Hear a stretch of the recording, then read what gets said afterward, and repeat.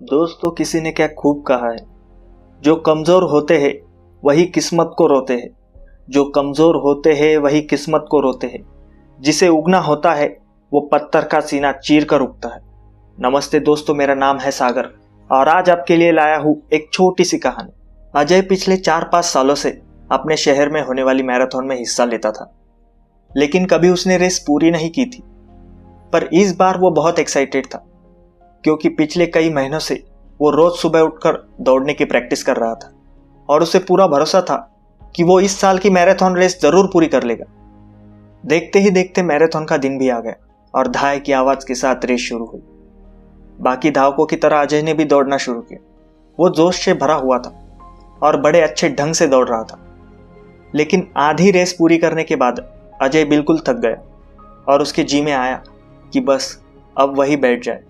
वो ऐसा सोच ही रहा था कि तभी उसने खुद को ललकारा, रुको मत अजय, आगे बढ़ते रहो। अगर तुम दौड़ नहीं सकते तो कम से कम जॉगिंग करते हुए तो आगे बढ़ सकते हो, आगे बढ़ो। और अजय पहले की अपेक्षा में धीमी गति से आगे बढ़ने लगा। कुछ किलोमीटर इस तरह दौड़ने के बाद अजय को लगा कि उसके पैर अब आगे नहीं बढ़ सकते। वह लड़खड़ाने लगा। अजय के अंदर विचार आया, अब बस और नहीं बढ़ सकता। लेकिन एक बार फिर अजय ने खुद को समझाया, रुको मत अजय, अगर तुम जॉगिंग नहीं कर सकते तो क्या, कम से कम तुम चल तो सकते हो, चलते रहो। अजय अब जॉगिंग करने के बजाय धीरे धीरे लक्ष्य की ओर बढ़ने लगा। बहुत से धावक आए जो अजय से आगे निकल चुके थे और जो पीछे थे वो भी आसानी से उसे पार कर रहे थे। अजय उन्हें आगे जाने देने के अलावा कुछ नहीं कर सकता था। चलते चलते अजय को फिनिशिंग पॉइंट दिखने लगा, लेकिन तभी वो अचानक से लड़खड़ा कर गिर पड़ा। उसके बाएं पैर की सारी नसें खिंच गई थी। अब कुछ भी हो जाए, मैं आगे नहीं बढ़ सकता। जमीन पर पड़े पड़े अजय के मन में ये ख्याल आया, लेकिन अगले ही पल वो जोर से चीखा, नहीं, आज चाहे जो हो जाए मैं ये रेस पूरी करके रहूंगा। ये मेरी जिद है। माना मैं चल नहीं सकता, लेकिन लड़खड़ाते लड़खड़ाते ही सही इस रेस को पूरा जरूर करूंगा।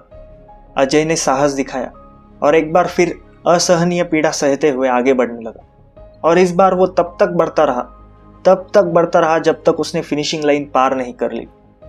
और लाइन पार करते ही वो जमीन पर लेट गया। उसकी आंखों से आंसू बह रहे थे। अजय ने रेस पूरी कर ली थी। उसके चेहरे पर इतनी खुशी और मन में इतनी संतुष्टि कभी नहीं आई थी। आज अजय ने चलते रहने की जिद के कारण न सिर्फ एक रेस पूरी की थी, बल्कि जिंदगी की बाकी रेसों के लिए भी खुद को तैयार कर लिया था। दोस्तों, चलते रहने की जिद हमें किसी भी मंजिल तक पहुंचा सकती है। बाधाओं के आने पर हार मत मानिए। ना चाहते हुए भी कंडीशंस ऐसी हो जाती है कि आप बहुत कुछ नहीं कर सकते, पर ऐसी कंडीशन को कुछ भी ना करने का एक्सक्यूज मत बनाइए। घर में मेहमान है, आप 8 घंटे नहीं पढ़ सकते, कोई बात नहीं, 2 घंटे तो पढ़िए। बारिश हो रही है, आप 10 कस्टमर से नहीं मिल सकते, कम से कम 2-3 से तो मिलिए। एकदम से रुकिए नहीं, थोड़ा थोड़ा ही सही आगे तो बढ़िए। और जब आप ऐसा करेंगे तो अजय की तरह आप भी जिंदगी की रेस पूरी कर पाएंगे और अपने अंदर उस खुशी को, उस संतुष्टि को महसूस कर पाएंगे जो सिर्फ चलते रहने की जिद से आती है। तो दोस्तों, यही थी आज की कहानी। मिलता हूँ आपसे अगली कहानी में। जय हिंद।